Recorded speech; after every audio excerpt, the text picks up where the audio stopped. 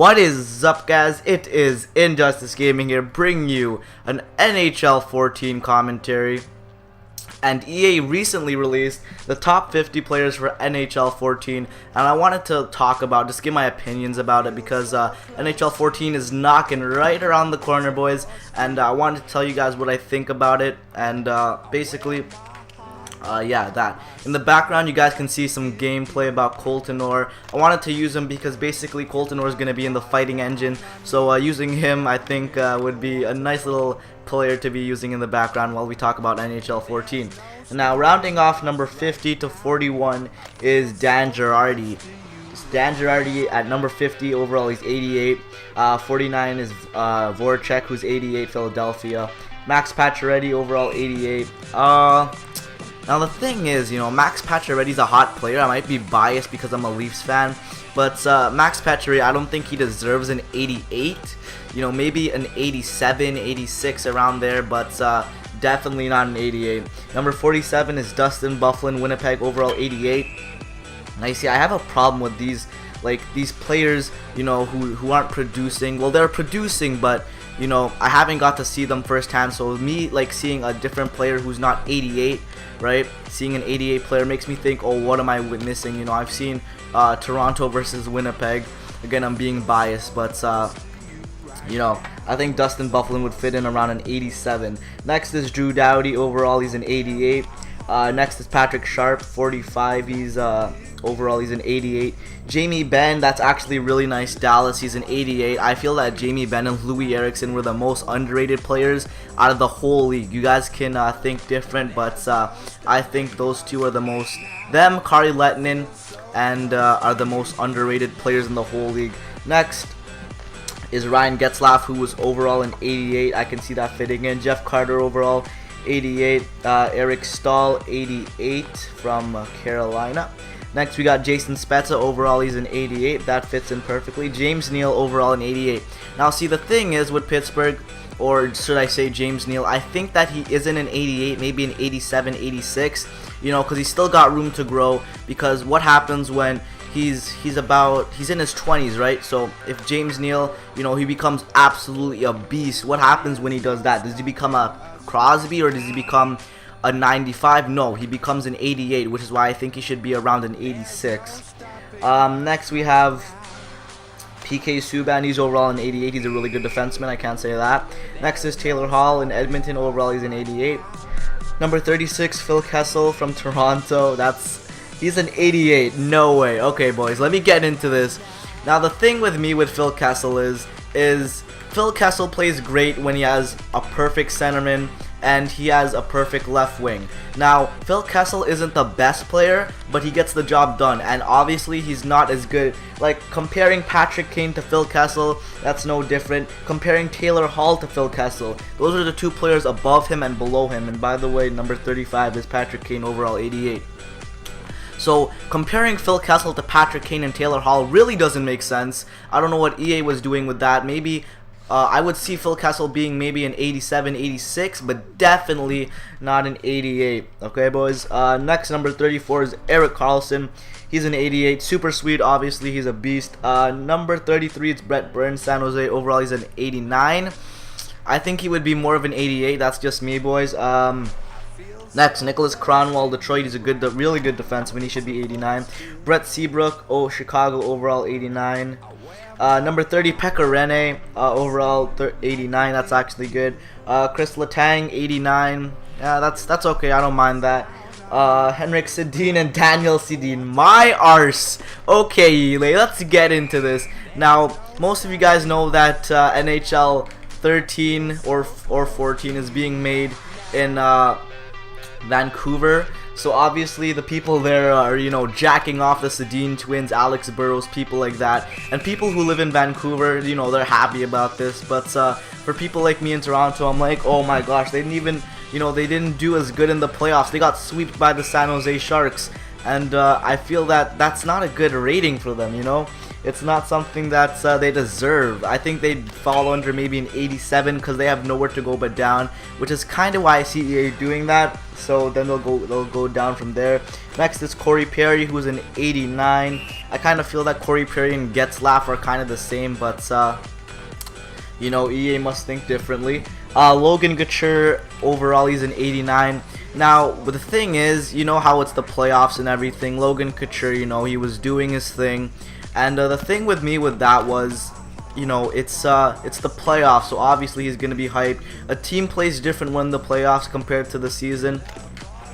And like I said again with James Neal, he still has a lot of room to grow. So if let's say Logan Couture does absolutely beast, he pulls off a Crosby, does he go to a 95? Because I feel like if he was an 86, he would go to that 90, which would feel really great. You know, that's where I think he should be if he ever improved over the year. But him being an 89, you know, comparing him to Marian Hossa and Corey Perry just doesn't fit for me. Next is Marian Hossa, number 24. He's going to be an 89. Next is Patrice Bergeron. Overall, he's an 89. That's you know that guy's a beast just because he broke his ribs and he still continued playing, which I give my hat off to him. I tip my hat. Number 22 is Zach Parise. Not a bad player. Number 21, Anze Kopitar, 89, which is really nice.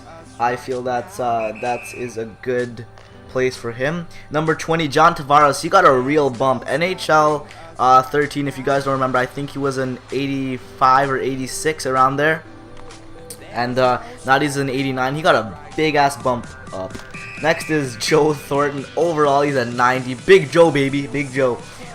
Next is number 18. He's Marian Gaborik, Columbus Blue Jackets. You know, we're comparing him to his New York days, so we can't really estimate, you know, what he's gonna be. But in Columbus with not Joe Thornton, what's his name? Nathan Horton. I think he's gonna be pretty good. And just with Anisimov, I think that'll be absolutely beast. So, you know, I tip my hat off to Gaborik to getting that spot. Next is Rick Nash, boys. He is a 90 overall. He did produce for New York, so I believe he does deserve that spot. There you go, Nash, 61. Your little players in there. Number 16 is Carey Price, Montreal. He's a 90. I didn't feel that Carey Price did that good this year. I mean, in the playoffs, he wasn't performing as good as I thought he would perform, you know. So I think he would be maybe an 88 around there, you know. I think they're overhyping him up just because he's Canadian, maybe. I don't know. Is it just me who thinks that? No? Okay, that's cool. That's cool. That's cool. Think what you want. Number 15, Alex Pietrangelo, St. Louis. You know, he's been doing a lot for St. Louis, so that's absolutely great that he got to make it in the list, so that's awesome. Number 14, Henrik Zetterberg from Detroit. He is a 90. Number 13, Claude Giroux, Philadelphia, overall 90. He didn't do that good this year, but still he is a captain, and he's a young captain, so let him have time to grow. Number 12, Duncan Keith, one of the best defensemen, overall he's 90. And then we got Henrik Lundqvist at 11, and he is 91, so that is great. I felt like last season, you know, goalies were like really bad. You know, is it just me who felt that? You know, the goalies weren't saving as much, and they were definitely not sustaining them shutouts. Number 10, or the offense just got a lot better. Number 10, Jonathan Quick-Dick. Overall, he's a 91. That's awesome, because I think, actually, because I remember they lowered him in NHL 13. He was like a 90-something, and then they put him to an 88, so... And next we have Ryan Suter. He's a 92.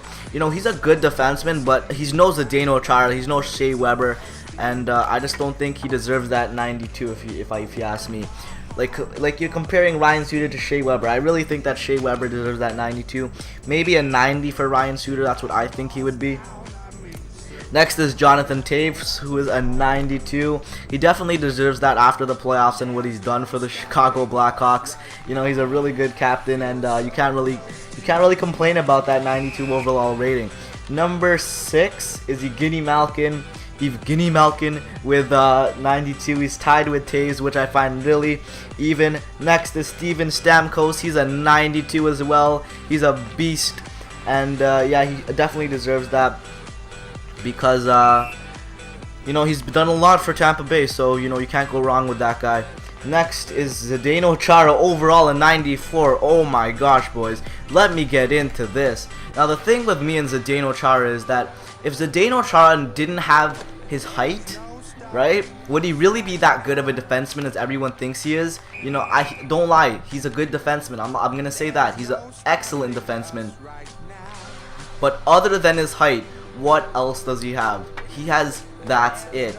All he has is height. And he's a good defenseman, but I don't think he deserves to be a 94. Next, we have Alexander Ovechkin at 94. You know, Alexander Ovechkin's a superstar. I can't really complain.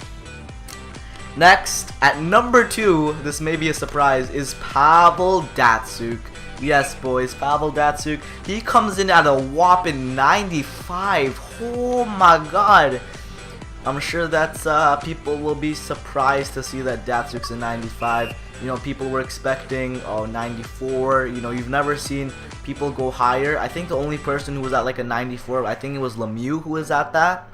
And at number 1, boys, you haven't seen Crosby yet, so where do you expect them to be exactly? Number 51. No, I'm just joking with you guys.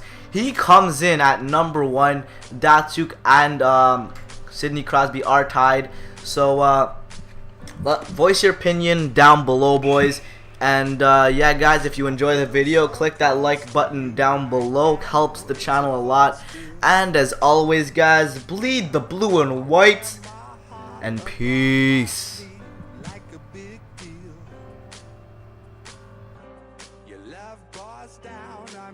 Surround me like a waterfall, and there's no stop.